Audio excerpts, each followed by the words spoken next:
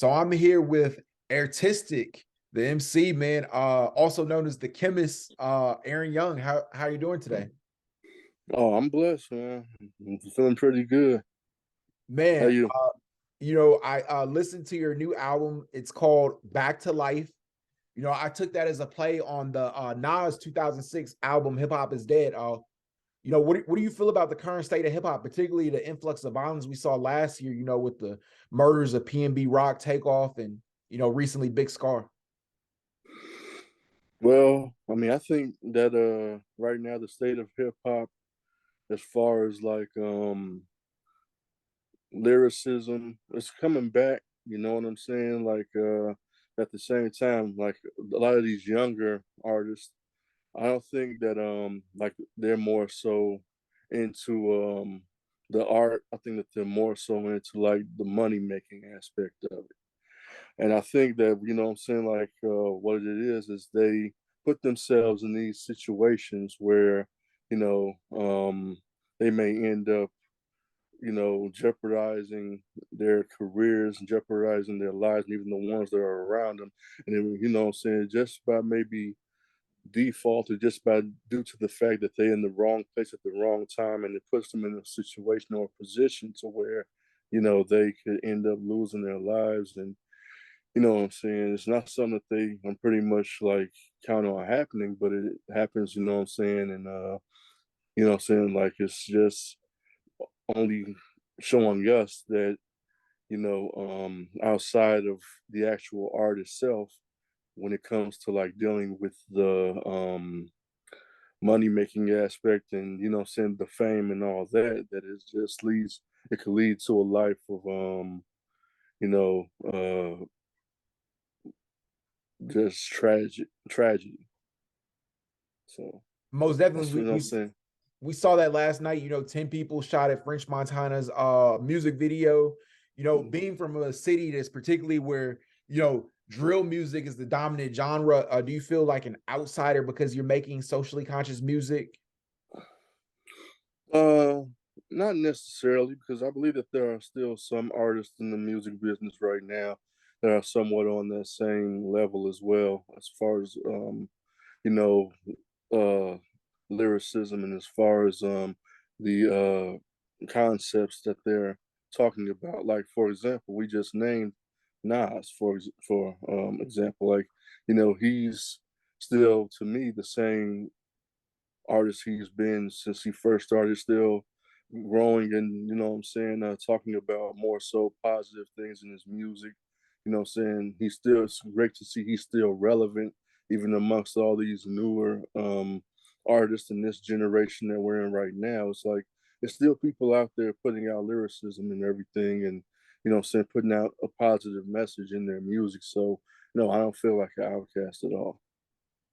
Definitely. I would kind of like differ though, like on your opinion of Nas. Like, even though like I believe lyricism is a big focus of his music, he's embraced like as far as like that gangster image, especially like on the follow-up to Omatic, like it was written or I am like, he like leaned more into that gangster image as opposed to like more of a socially conscious image that you see like with artists on like like a label like Raucous, like Talib Kweli's or the Common Senses of the world. Hmm.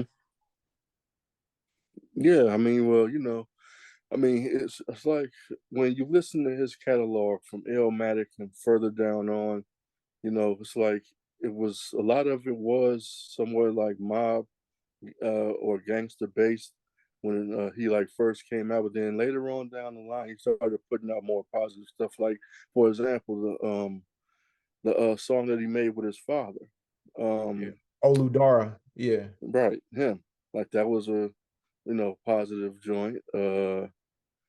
And Daughters. Yeah, yeah. He yeah, made a lot of, he made a lot of positive music. I don't take that away from him. Uh, but like I feel like, and stuff like, he always is like, perpetuated though the same negativity as well in music. It's not like, he's like an artist and stuff and everything like, who makes positive music all the time. He has like right, a lot of right. music and stuff and everything. Like, not to say that there's anything wrong with that though, but like I wouldn't necessarily put him in the genre of like someone who I would consider socially conscious, even though he does make socially conscious records. You know what I mean? Okay. Yeah.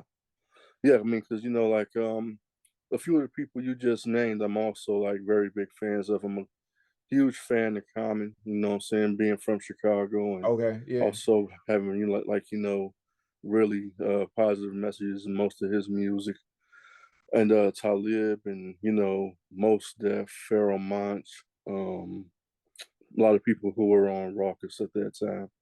And then it was I don't never even knew why that label shut down, but it was one that they should have, what I'm saying, like really tried to fight to keep moving throughout the years. But yeah, like I think that like there are other artists out here who, pretty much keep me motivated and keep me inspired to continue to make the type of music that I do. Like can say that I kind of try and keep a different type of mix with my music too. Like it's not all just conscious. Right, A right. lot of it, some of it is, but some of it isn't. Like I try and mix it up a little bit and give somebody a little bit of, saying everything. Like just show how versatile I can be. Yeah, man. I really enjoyed the album. Like, I like the song Out of Service. You know, Okay. yeah, it has a real catchy chorus. You say, I'm putting mics out of service, I'm out of verses, focus on my purpose till I'm off the surface. hmm Yeah. What was the inspiration behind that song? Well, I mean, it was pretty much, like just me saying that, when I'm on the microphone, what I'm saying, like there's no one on this earth that's better than me. And until I'm, what I'm saying, no longer rapping, until I'm out of verses, I'm going to keep on showing that, you know what I'm saying, and proving that every time I rap until, what I'm saying, and keep on reaching for that goal to continue to get better and, what I'm saying, if I can in any possible way, make money off of it, because that's what I mean by, what I'm saying, staying on focus on my purpose until I'm no longer here. You know what I'm saying? My music will still be, you know what I'm saying, will still be what I'm saying, like listened to anyway, because I'm gonna try and pass it down to my seed and have them, you know what I'm saying, Yeah. continue the legacy. So yeah, that's what that was about. Man, you have an impressive catalog of music. I think like, is this your 12th album? Yeah. Wow. Tell us a little bit how you got into like, making music. Well, I mean, like my very first album, it was called The Element. And I made it like back in 2001 by this producer named Turhan the Don, who owns his own label called Government Records. And like I met him back when I was going in college. We were throwing these open mic poetry nights where we would have like artists come in and do poetry. Then we would have that would be like the first half of the night, and then from there you would have the MCs or the rappers, and then you would have the singers last. And I met him. He came to me and told me that he really liked how my style was of rapping and everything. And he said, he gave me his card and his number, and I ended up meeting up with him, going over his house, and I ended up, you know, that was my first time ever being in the studio, and I said to myself, well, um, let me go ahead and what I'm saying, like really try and put out some really good work. And some the more people started to listen to my music and the more that they liked it, the more I wanted to continue to make it. So eventually I started dealing with other artists and other rappers from around the Chicago area. Ended up meeting this guy named Cuckoo Man the Chameleon, who I was also in a group with, and the name of the group was called the Chi-Il Dynasty, Chicago, Illinois Dynasty, and it consisted of like 5 or 6 of us. And the producer I met then, his name was Mike Blizzo, and he lived out in Maywood at the time. And like when I started doing music with him, then you know what I'm saying, it got even more fun. I just like was like, okay, you know what? Instead of going to these producers spending money, let me go ahead and focus on, you know what I'm saying, trying to get my own studio equipment and, you know what I'm saying, invest in myself and do the same because I can do the same thing that they're doing and, you know what I'm saying, generate money without having to, you know what I'm saying, spend it on nobody but me. So that's what I ended up doing. Yeah, man. That's dope, man. You doing your grind. Like back in the day, man, a lot of people don't know this though, but like you were a battle MC and you participated in like this event, like Rhyme Spitters. There's a lot of dope MCs, like back in the day, all the top rappers from Chicago, from Prime to G2, would Hmm. participate and stuff. And you won a couple battles, like I remember you from back then. So like what was it back like that? Like being a battle rapper. Oh, I mean, it was fun, man. I think that's one of the most fun parts about the you know, what I'm saying the culture is the you know what I'm saying competition. Like, you know, what I'm saying that actually helps you develop skills and you know what I'm saying make your skills even better than what they are. Like, you know what I'm saying? When you actually rapping against somebody that is better than you, then it makes you better, you know what I'm saying? It makes you want to step your game up. So, you know what I'm saying, like just being able to go against, you know what I'm saying, rappers that I kind of looked up to at some point, you know what I'm saying, then felt that I ended up eventually getting on that same level as they did. I was like, this is you know, since sometimes it kind of hurts to lose a battle because you want to look good, just like the person that beat you did. But at the same time, you think, well, it's fun at the same time because you know what I'm saying. What you're benefiting from it is actually sharpening your skills to become a better rapper, not just when it comes to battling, but even when it comes to making tracks and albums. How do you navigate like the politics of though the Chicago music scene? Because anybody like from Chicago knows that like there's a lot of nepotism. There's sometimes like these contests, like particularly the battle contests. I remember like back in the day, it would be rigged, and stuff. Everything Hmm. like it was like the person obviously who won, isn't gonna win the contest no matter like what bars they spit. So like how do you deal with like being in those kind of like unfavorable situations? Well, you know, I just at some point in time I used to sit up and I used to think to myself, like, you know, a lot of these guys who ended up winning these contests, it was not so much because they were better than the person that they were actually rapping against. It was more so because of how much they were known and because of favoritism. And Right. I ain't really like that because I know that there was a lot of good rappers out there who were just as good as the ones that won, if not better.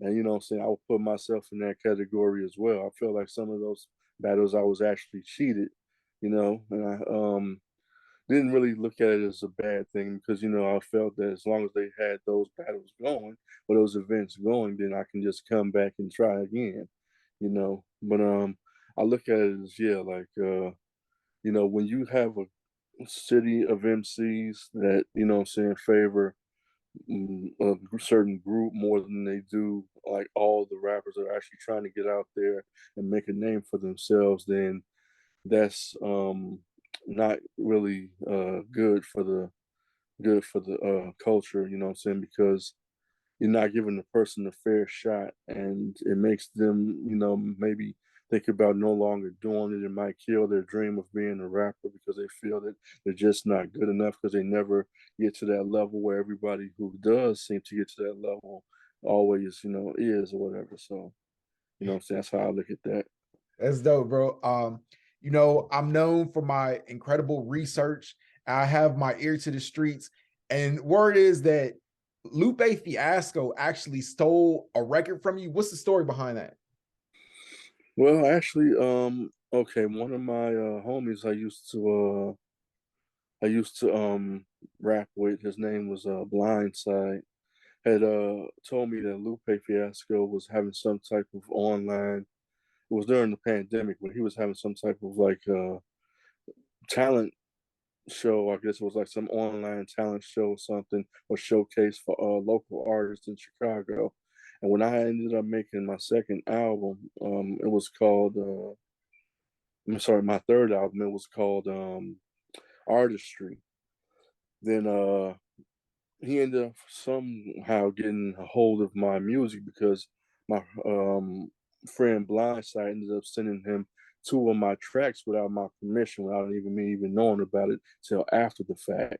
When he didn't, when he told me about the showcase and everything that Lupe was throwing at the time, he told me that he has since submitted 2 of my tracks off the album that he likes. And I had said, why would you do that? You know, you didn't make the music. You're not, you know, saying making these beats or writing these lyrics and putting this stuff together. So why would you take my music, acting like it's your own, giving it to somebody without my permission? And it's not even really copywritten at the time yet. And, you know, he ended up telling me that he had taken the music down and everything. But if you know, that was true, or if he had never done that in the first place, then he would have never had access to my other work outside that I did after that album.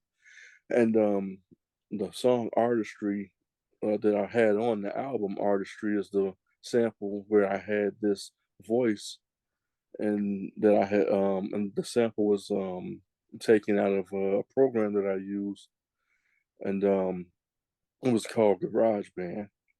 And like I it was actually a sample that one of my homies just sent me through a program, but I put it in GarageBand and chopped it up, and then put it in the song as a part of the hook. And you know, next thing I know, my younger brother sends me a song that Lupe made, and it was I forgot the name of the song, but it was a single, I guess, to his latest album that was supposed to be coming out last year, but I guess it didn't drop. The album didn't drop. So I'm listening to it and I hear this sample in the song. And I know for a fact that I was the first one and the only one with the sample in my song. And then when I went back and listened to it, I heard the song, I said to my friend Brandon, I said, thanks a lot for, you know what I'm saying, sending my music off because now, you know what I'm saying, one of my former favorite artists from Chicago has taken my sample and he has used it in his own song as well. And then I ended up posting the same song Artistry that I made off the album onto Lupe's page underneath the same song that he used the sample in. And within like maybe 5 seconds, the sample, my post was removed off of that post, his post. So Mm. I'm sitting up here like, wow. So, you know, he knew that, you know what I'm saying, once he heard the song that he took the sample from, he had it taken down. Either him or whoever had taken the sample and put it in his song. And that's how I know that, you know what I'm saying, it was pretty much taken and stolen because no other, still to this day, no other artist or rapper or anyone in the industry has had that sample in their music outside of me and Lil. So I knew that it was mine first. So I ended up getting the song copywritten and all that just in case I ever had to go to court or something like that, you know. Man, that's dope. What you're doing though, like you're on Back to Life, I really enjoyed the whole album. I recommend like, people to check it out. Like, where can people follow you on social media and listen to your music? Oh, they can find me on Reverb Nation. That's a platform I've been on since I came out with my first album. Then they can find me on SoundCloud as well. They can find me on YouTube, and they can also find me on this platform called Rap Fang. And it's dope, man. Thank you so much for taking the time. Oh yeah, thanks for having me. Most definitely, bro. And so I actually checked out a couple of songs that you had on on TikTok. Some of your videos, and saying I heard this one song you did with Jesse, rest in peace, and what I'm saying, like it was pretty dope. I didn't even know he had skills like that. Yeah, he was a dope artist. Like a lot of people and stuff didn't know we rapped for like a small period of time, but we recorded like a lot of songs together.